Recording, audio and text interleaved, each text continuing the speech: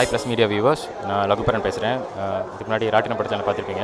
இது என்னோட 2வது படம், ஒருவர் மீது 20 சாய்ந்துன்னு சொல்லிட்டு.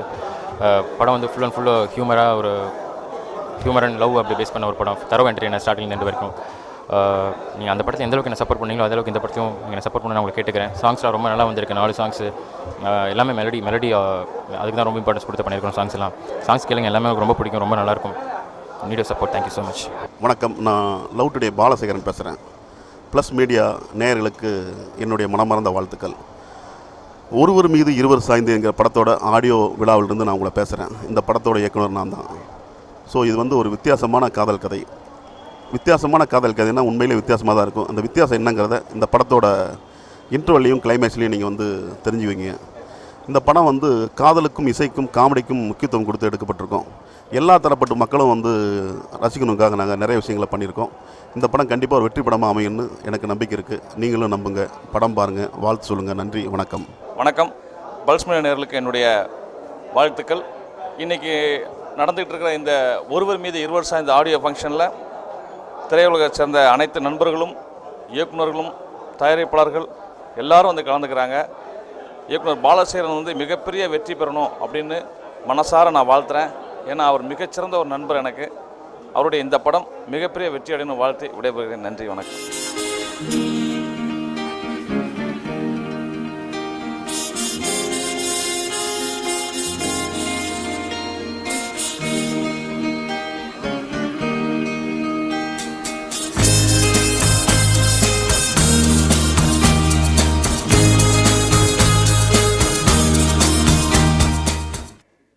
ரொம்ப இங்கே வந்து வாழ்த்தி நம்ம பேசுகிறதையெல்லாம் வந்து திரு ஞானசம்பந்தன் சார் அவர்களும் அவரோடு வந்திருந்த 2 பேச்சாளர்களும் அழகாக சொல்லிட்டாங்க.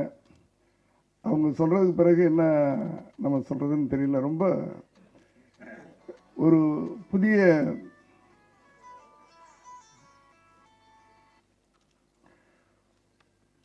புதுசாக ட்ரை பண்ணியிருக்காங்க இந்த ஆடியோ ரிலீஸை.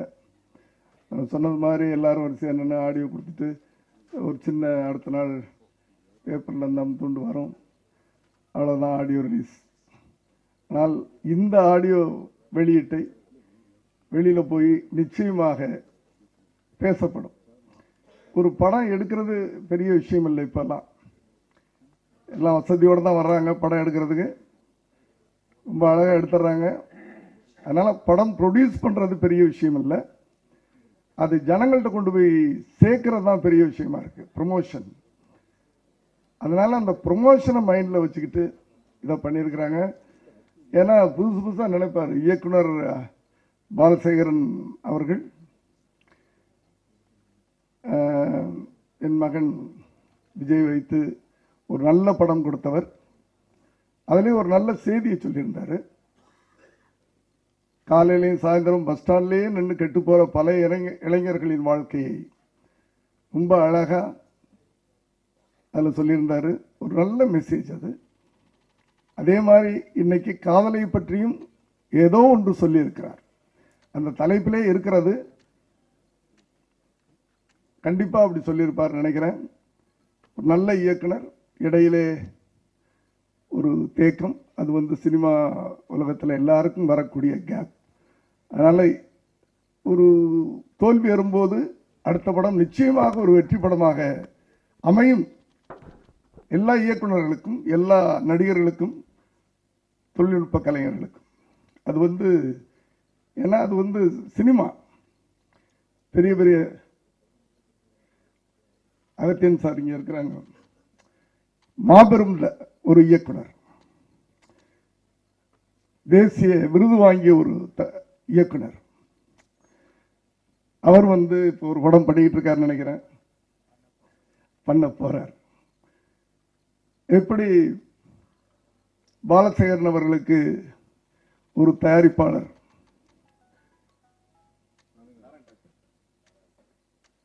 திரு நாராயணராஜ் அவர்கள் வாய்ப்பு கொடுத்திருக்கிறாரோ, அதை போல திறமையானவர்களுக்கு அத்தனை பேருக்கும் நிச்சயமாக இறைவன் வாய்ப்பு கொடுப்பார், ஏதாவது ஒரு தயாரிப்பாளரின் மூலமாக.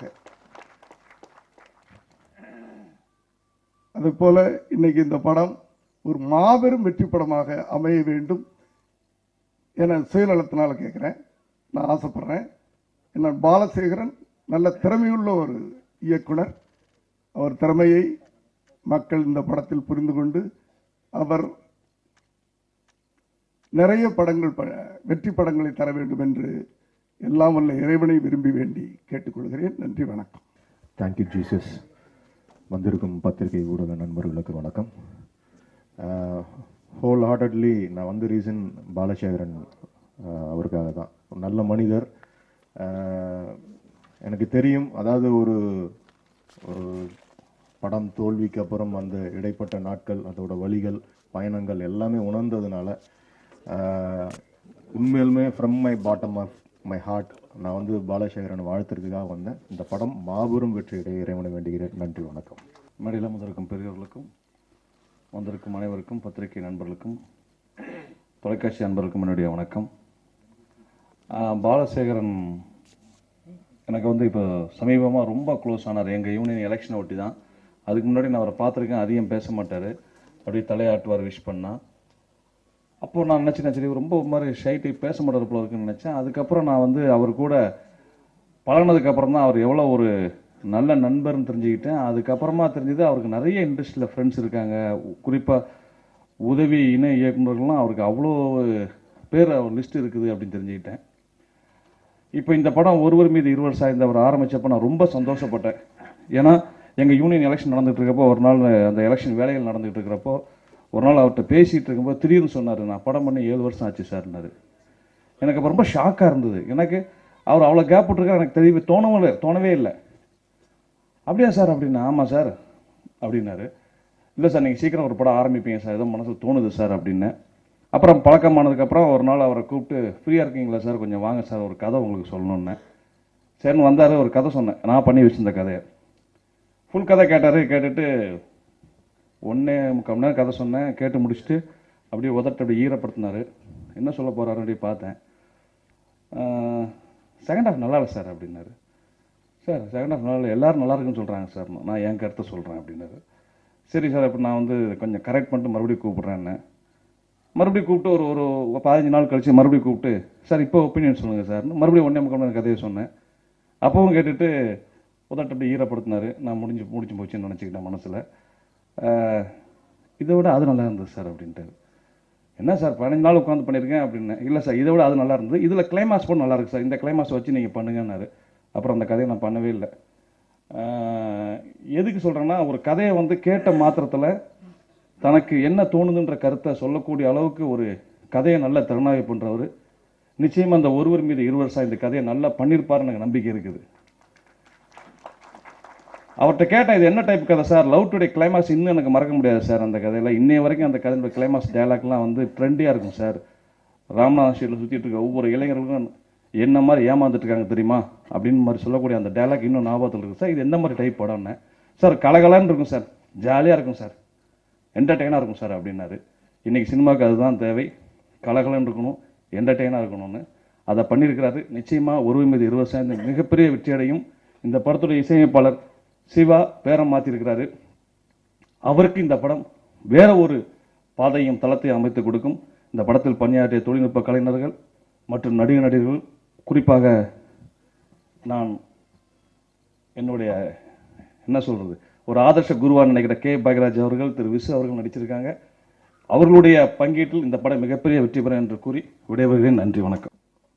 இது சின்னஜி சார், சாரி, எனக்கு இந்த ஓரிரு வார்த்தையில் பேசவே வராது. இது வேறு ஏன்னா நான் வந்து உட்கார்ந்த உடனே வரிசையாக சேர் போட்டேன்னு பயந்தேன். இவ்வளவு சேர் போட்டு இவ்வளோ பேரும் பேசி என்ன ஆகுது, ஏன்னா நம்மளை வேறு முன்னாடி கூப்பிட்டுருவாங்க, இந்த ரெஸ்ட்ரிக்ஷன் நமக்கு தான் இருக்குன்னு நினச்சேன். அது கரெக்டாக நான் பேச ஆரம்பிக்கிற முன்னாடி தான் அவர் சொல்கிறாரு ஓரிரு வார்த்தைகள் பேசவும்னு. உங்களுக்கு இப்படி இருந்தாலும் அகத்தியன் சார் முன்னாடி தானே, அப்போ உங்களுக்கு முன்னாடி தான் வந்திருக்கணும். அதில் ஞானசம்பந்த் சார்கிட்ட வந்து நான் முதல்ல மன்னிப்பு கேட்டுக்கிறேன். நான் ரொம்ப தாமதமாக வந்துட்டேன். இந்த நிகழ்ச்சி ஒவ்வொரு விஷயத்துக்கும் ஒரு நிகழ்ச்சியோ ஒரு படமோ ஏதோ ஒரு புல்லிங் பாயிண்ட் இருக்கும். அப்படி நிகழ்ச்சியுடைய புல்லிங் பாயிண்ட் வந்து பட்டிமன்றம் தான். இந்த பட்டிமன்றத்தை கேட்டிருந்தா ரொம்ப விரைந்து கிளம்புனேன். கடைசியில் ஜேம்ஸ் பாண்ட் படத்தில் ஓப்பனிங் மிஸ் பண்ண மாதிரி இந்த பட்டிமன்றம் முடிஞ்சதான் நான் வந்து சேர்ந்தேங்க. அதுக்கு மன்னிக்கணும். ஆனால் நான் பல தடவை ஞானசம்பந்த் சார் பேச்சு கேட்டிருக்கேன். என்னுடைய கல்லூரியில் என்னுடைய ஆசிரியர்.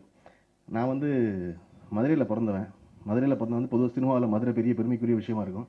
மதுரையில் பிறந்தது பெரிய துன்பம். எந்த வகையிலனா எனக்கு வந்து கஸ்தூரி ராஜா போல கிராமமும் தெரியாது, கௌதம் மேனன் போல சிட்டியும் தெரியாது.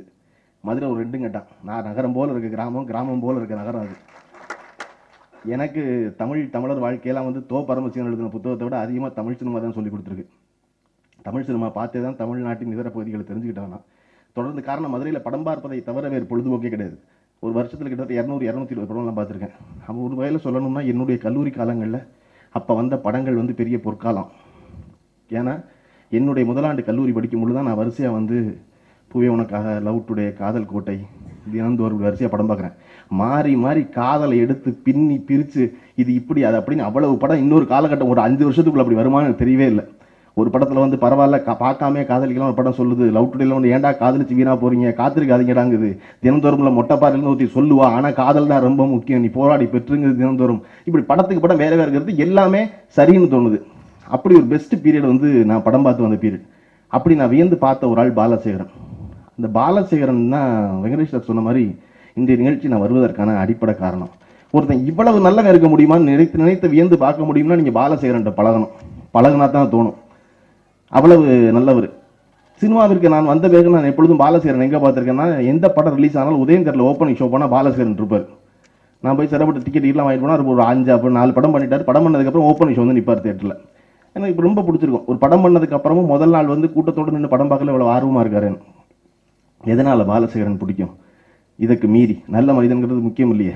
கண்ணதாசன் வந்து நல்ல மனிதன் இல்லையாங்கிற கேள்வி 2வது. ஆனால் மிகச்சிறந்த பாடலாசிரியர், இருந்த தொழில் ரொம்ப சிறப்பாக பண்ணார். கண்ணதாசன் நல்ல மனிதன் எப்போ ஆனார்னா தான் செய்த தவறையெல்லாம் தானே ஒப்புக்கொண்டார், அதனால நல்ல மனிதன் ஆனார். அப்போ சினிமாவில் இவர் என்ன அப்படிங்கிற கேள்வி வருதுல. பாலசேகரன் என்னன்னா, ஒரு படத்துக்கு தலைப்பு வைக்கும்போது ரொம்ப சாதாரணமாக விட்டுறோம் எல்லாரும். ஆனால் பாலசேகரன் தன் படத்தின் கதை எதுவோ அதை தலைப்பாக வைக்கிறார் எப்பொழுதுமே தொடர்ந்து.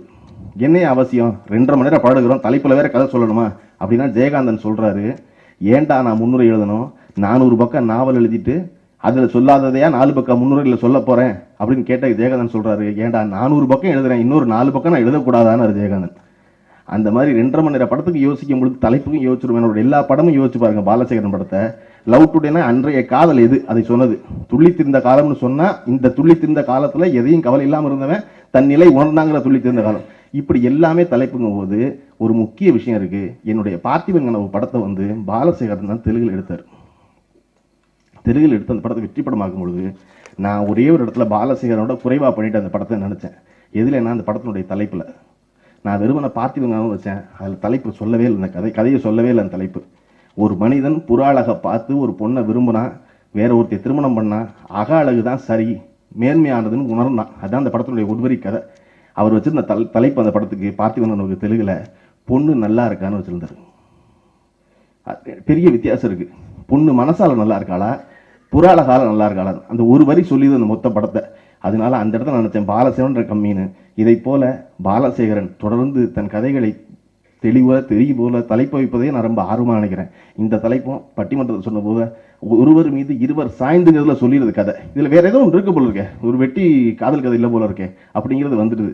அதனால பாலசேகரன் தொடர்ந்து வெற்றிகளை பெறணும். எல்லாரும் சொன்னாங்க பாலசேகரன் இடைவெளிக்கு அப்புறம் வர்றாரு. அப்படி வர்றதான் நல்லது. பாலசேகரன் எப்பொழுதுமே ராட்டி தட்டுற செவரில் தான் காஞ்ச ராட்டி எடுத்தோன்னு அடுத்த ராட்டி தட்டுவாங்க சாணியை.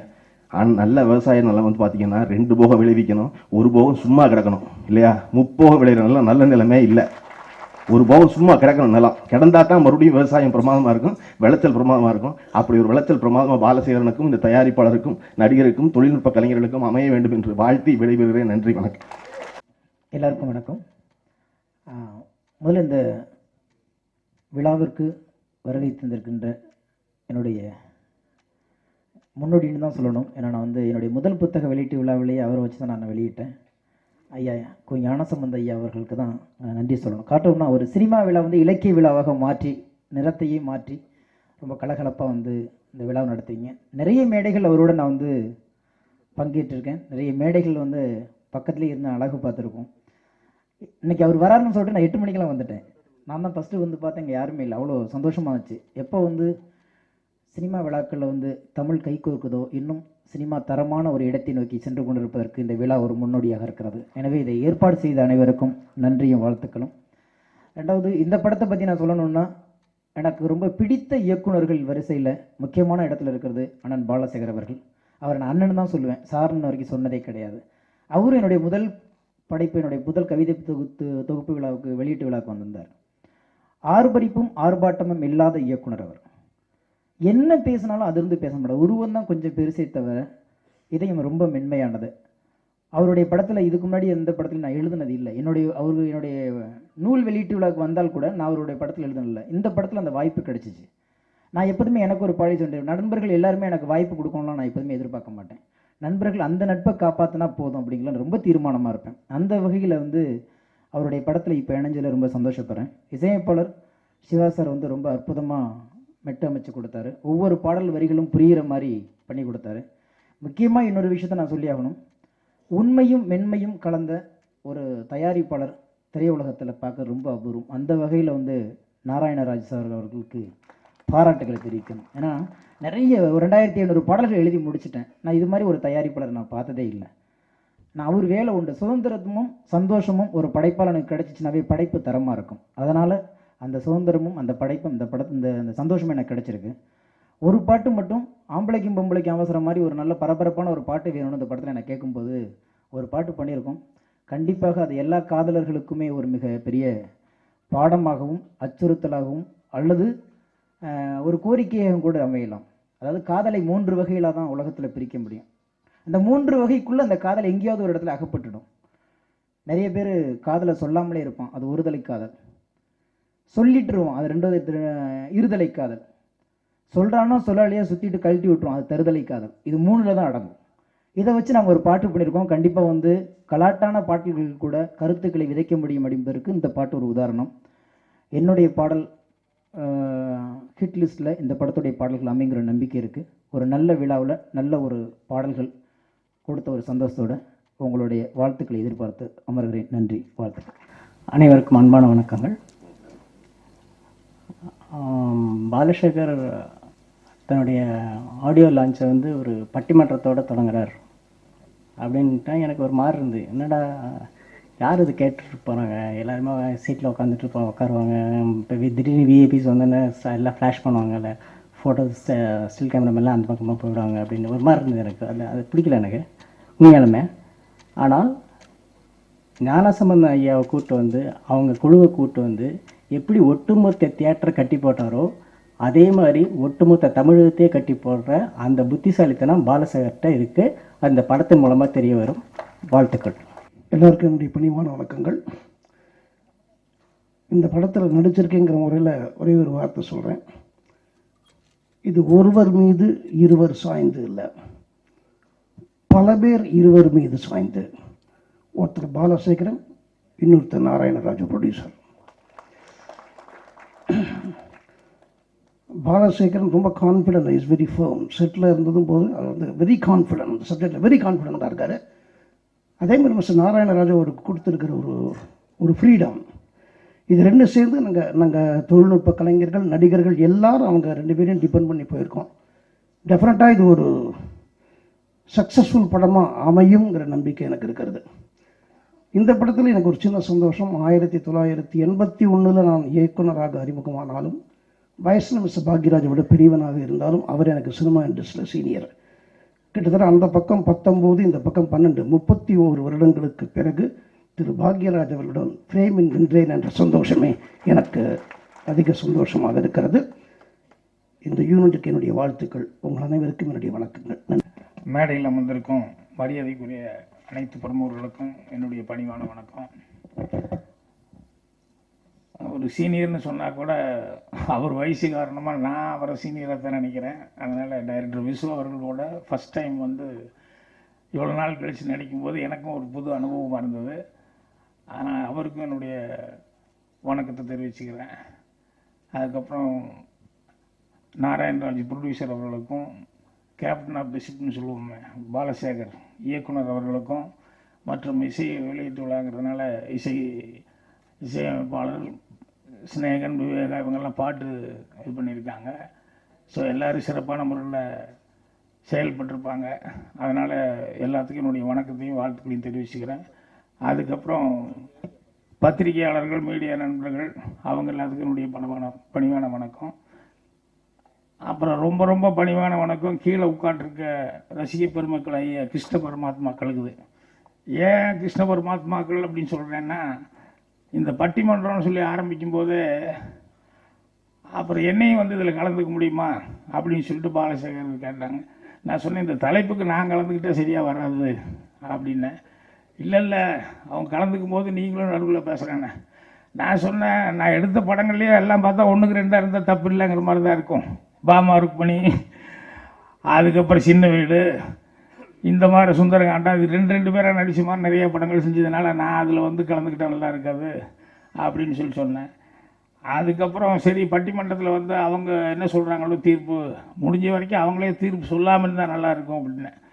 எதுக்காக சொல்லாமல் இருந்தால் நல்லா இருக்குன்னு சொன்னோம்னா, இந்த கிருஷ்ண பரமாத்மாக்கள்னு சொன்னது நம்ம ஹிந்துக்களை பொறுத்த வரைக்கும் பகவத்கீதைங்கிறது அவ்வளோ பிரமாதமான ஒரு நம்ம எல்லாரும் வந்து நேசிக்கக்கூடிய, எல்லாரும் விருப்பப்பட்டு படிக்கக்கூடிய அவ்வளோ தத்துவார்த்தமான உபதேசம் உள்ள அந்த நூல்.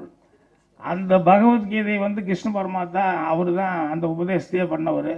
அவர் கீழே இருந்தார், அர்ஜுன மேலே இருந்தாப்புல. ஸோ கீழே இருக்கிறவங்க தான் கிருஷ்ண பரமாத்மாக்கள். அது எங்கே உட்காரணும் அப்படிங்கிறதல்ல, கீழே இருந்தால் கூட அவங்க தான் கிருஷ்ண பரமாத்மா மாதிரி அவங்க தான் முடிவு பண்ணணும். இந்த ஒருவர் மீது இருவர் சாய்ந்துங்கிறத வந்து நம்மெல்லாம் முடிவு பண்ணக்கூடாது. படம் பார்த்து அவங்க வந்து இது கரெக்டாக இல்லையான்னு அவங்க முடிவு பண்ணணும். அதனால் அவங்க முடிவுக்கே விட்டுருவோம் அப்படின்னு.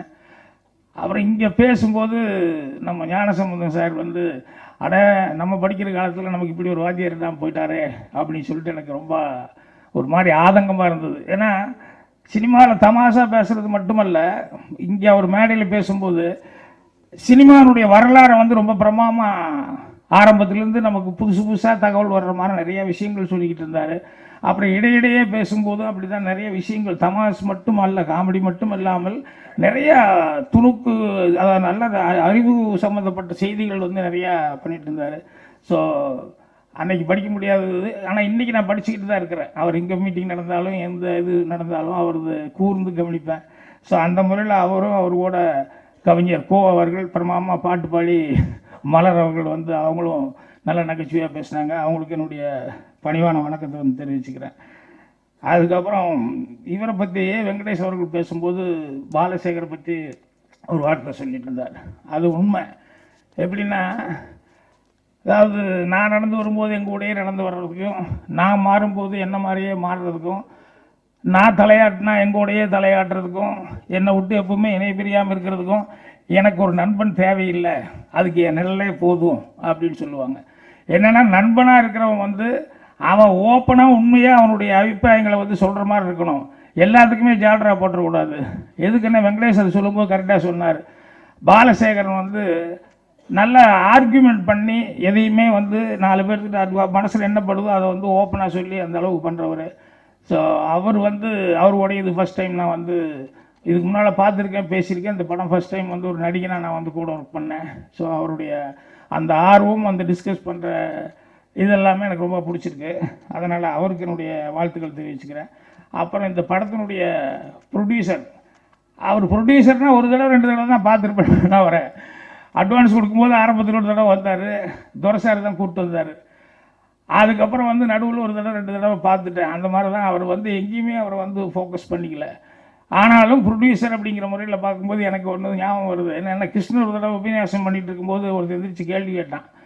என்னென்ன, ஏங்க தான் எல்லா இடத்துலையும் இருப்பார், இங்கே இல்லை அங்கே இல்லை, துரும்புல எல்லாம் இருப்பார்னு சொல்கிறீங்கள, அப்போ சாமி அப்புறம் எதுக்கு கோயில், அதுக்குள்ளே விற்கிறாங்க எதுக்கு அப்படின்னு சொல்லி கேட்டார். உடனே விவேகானந்தர் வந்து சொன்னார், சரிப்பா கொஞ்சம் தண்ணியை கொண்டு வா அப்படின்னு சொல்லி கேட்டார். அவன் போய் ஒரு செம்பில் தண்ணி எடுத்துகிட்டு வந்தான். நான் கூட தண்ணி மட்டும்தான் நான் கேட்டேன், எதுக்கு செம்பில் கொண்டு வந்தேன், செம்பு எனக்கு வேண்டாம் அப்படின்னா. ஏங்க செம்பு வேண்டாம்னா வெறும் தண்ணி எப்படி நான் கொண்டு வர முடியும், அதுக்கு ஒரு ஆதாரம் வேண்டாமான்னு. அந்த ஆதாரம் தாண்டா கோயில் விற்கிறவங்கிறது, அதுதான்டா பக்தி அப்படின்னாரு. அது மாதிரி வந்து ப்ரொடியூசர் அப்படிங்கிறது வந்து வெளியே தெரியலன்னா கூட, வெளியே அதிகமாக பேசலைன்னா கூட செயல்பாடு ரொம்ப சிறப்பாக இருந்தது, ரொம்ப சிறப்பான முறையில் செஞ்சார். ஸோ பாலசேகர் அந்த டீமு, அவங்களோட துரையவர்கள், அவங்கெல்லாம் துரையவர்கள் இன்றைக்கி வர முடியல, உடம்பு சரியில்லாமல் இருக்குது. எல்லோரும் பாலசேகர் பற்றி சொல்லும்போது சொன்னாங்க இந்த மாதிரி ரீஎன்ட்ரி அது இதுன்னு சொல்லி. இவருக்கும் துரைக்கும் வந்து ஒன்று சொல்கிறேன் நான், அவங்க அந்த 2 பேரும் அந்த மாதிரி டைப் ஆளுங்க. எப்படின்னா, ஒருத்தர் பெரிய ஒரு எல்ஐசியில் ஏஜென்ட், அவன் போய் ஒரு பெரிய கமிட்மெண்ட்டுக்கு போனான். அந்த கமிட்மெண்ட்டுக்கு போகும்போது எத்தனையோ லட்சங்கள் வந்து கமிட்மெண்ட்டில் வந்து வர வேண்டியது. அந்த எந்த பார்ட்டிகிட்ட போய் கையெழுத்து வாங்க போனான்னா அந்த டீடில் கையெழுத்து வாங்க போகும்போது அந்த காலத்தில் பேனா வந்து மைய தொட்டு எழுதுகிற பேனாக்கள், அந்த மாதிரி நேரத்தில் அவன் மைய தொட்டு எழுதும்போது அந்த எக்ரிமெண்ட் பேப்பர் மேலே நிறைய மை வந்தது, அது டபக்குன்னு கொட்டிடுச்சு. அவன் இது சென்டிமெண்ட்டாக எனக்கு சரியாக வராது அப்படின்னு சொல்லிட்டு வேண்டான்னு கேன்சல் பண்ணிட்டான். உடனே இந்த ஏஜென்ட் வந்து பார்த்தாரு, என்னடா இப்படி சென்டிமெண்ட்டாக இப்படி கேன்சல் பண்ணிட்டாங்க அப்படின்னு சொல்லி இவ்வளோ லட்சம் போச்சேன்னு சொல்லி மனசு உடைஞ்சு உட்காந்துடல. இந்த இங்கு கொட்டினது தானே இப்படி ஆச்சு, அதனால் இந்த இங்கு கொட்டாத ஒரு பேனாவா அப்படி நம்ம ஒன்று கண்டுபிடிப்போமே, அந்த மாதிரி அவர் முக்கி தான் எழுதணுங்கிறது இல்லை, இங்கு கொட்டாத ஒரு பேனா அப்படிங்கும்போது தான் பால் பாயிண்ட் பேனன்னு ஒன்று கண்டுபிடிச்சாங்க. வாட்டர் மேன் ஒரு ஆளுன்னு சொல்லுவாங்க. அது மாதிரி எது வந்து சோதனை வந்தாலும் அந்த சோதனையில் போராடுறதுக்கு வந்து பாலசேகரும் துரை அவர்களும் இருக்கிறாங்க. அவங்க கூட பக்கபலமாக சவுந்தர் நிக்கில் இவங்கெல்லாம் சேர்ந்துருக்காங்க. ஸோ எல்லாத்துக்குமே மீண்டும் வெற்றியோட சந்திப்போம் அப்படிங்கிற நம்பிக்கையோட வாழ்த்து தெரிவிச்சுக்கிறேன். நன்றி, வணக்கம். எல்லாருக்கும் வணக்கம். நான் நன்றி சொல்லணும்னா நிறைய பேருக்கு நன்றி சொல்லணும். இந்த விழாவுக்கு வந்திருக்கிற ஒவ்வொருத்தருக்கும் நான் நன்றி சொல்லிக்க கடமைப்படுறேன். கூப்பிட்ட உடனே எல்லாருமே வந்தாங்க, ரொம்ப சந்தோஷமாக இருந்துச்சு. இந்த படத்தில் வந்து நான் ரொம்ப நன்றி சொல்ல கடமைப்படுறதுக்கு, என்னோட இந்த படத்தில் வந்து 3 மாதமாக என்கிட்ட வேலை பார்த்த என்னோட உதவியாளர்களுக்கு நான் முதல்ல இந்த நன்றி சொல்கிறேன். ஏன்னா அவங்க தான் வந்து எங்கூட 24 ஹவர்ஸும் சின்சியராக அந்த படத்தில் வேலை பார்த்தாங்க. இந்த படத்தோட அசோசியேட் டைரக்டர் ஜிந்தா, முருகேஷ், காமராஜ், அமர்நாத், செல்வகுமார்னு இந்த 5 பேருமே என்னுடைய ராப்பாகலாம் இந்த படத்தை கஷ்டப்பட்டாங்க. இந்த படம் இவ்வளவு சீக்கிரமாக முடிஞ்சதுன்னா அது காரணம் அவங்க தான். அவங்களுக்கு நான் நன்றி சொல்கிறேன். அப்புறம் இந்த படத்தோட வந்து இசையமைப்பாளர் சிவா, என்னோட லவ் டுடே படத்தில் வந்து நாங்கள் சேர்ந்து மறுபடியும் பண்ணோம். மறுபடியும் அவர் தான் பண்ணணும்னு ஆசைப்பட்டேன். அதே மாதிரி வந்து இந்த படத்தில் வந்து இப்படி ஒரு வாய்ப்பு கிடைச்சிது எனக்கு. ரொம்ப நல்ல மியூசிக் டைரக்டர் அவர், நல்ல திறமைசாலி. நிச்சயமாக வந்து இந்த படம் வந்து அவருக்கு ஒரு பெரும் திருப்பத்தை கொடுக்கும். அப்புறம் சினேகன் சார், விவேகா. சினேகன் சார் வந்து அந்த சூழல் அவர் சொன்னார் இல்லைங்களா, அது ஒரு அற்புதமான சூழல், அது அற்புதமான வரிகளாக வந்திருக்கு. காதலிக்கிற எல்லா பேருமேன்னு சொல்லி ஒரு ஒட்டுமொத்த கதையும் ஒரே ஒரு வார்த்தையில் ஒரு வரியில் அவர் வந்து கொண்டு வந்து எழுதக்கூடிய ஆற்றல் வந்து சினேகன் சார்கிட்ட இருக்கு. நான் உண்மையிலே பார்த்து வியந்தேன். அவரோட வார்த்தைகள் ரொம்ப எளிமையாக வலிமையாக சொன்னார். அவர் நிறைய விஷயங்கள் நல்லா இருந்துச்சு. அவருக்கு என்னோட வாழ்த்துக்கள். விவேகா, என் படத்தில் ஒரு பாட்டு தான் அவர் எழுதினார். இந்த படத்தில் முத்தான பாட்டு ரொம்ப நல்லா இருக்கு. அவருக்கும் நான் நன்றி தெரிவிச்சுக்கிறேன். அப்புறம் இந்த படத்தில் வந்து மிரட்டல் செல்வம்னு ஒரு ஃபைட் மாஸ்டர், ஒரு ஃபைட்டை வந்து அழகாக எடுத்திருக்காரு. Dance master Bobby, Radhika.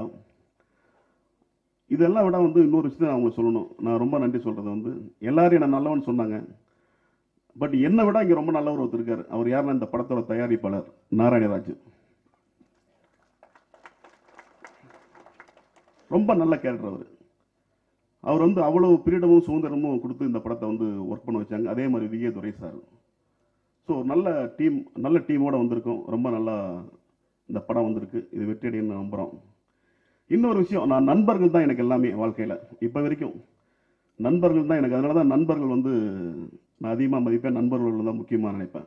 இந்த படத்தில் கூட ஒரு டைலாக் எழுதியிருப்பேன், பழகின நண்பனையும் விலகின காதலையும் வாழ்க்கையில் மறக்கவே முடியாதுன்னு. அது மாதிரி வந்து நண்பர்கள் இருக்கிறவங்க நிச்சயமாக நல்லவங்களாக இருப்பாங்க. ஸோ நண்பர்கள் நம்ம சேர்ற நண்பர்கள் ரொம்ப முக்கியம். அவங்க தான் வந்து நம்மளோட எல்லா விஷயங்களுமே அவங்க ரொம்ப ஹெல்ப்பாக இருப்பாங்க.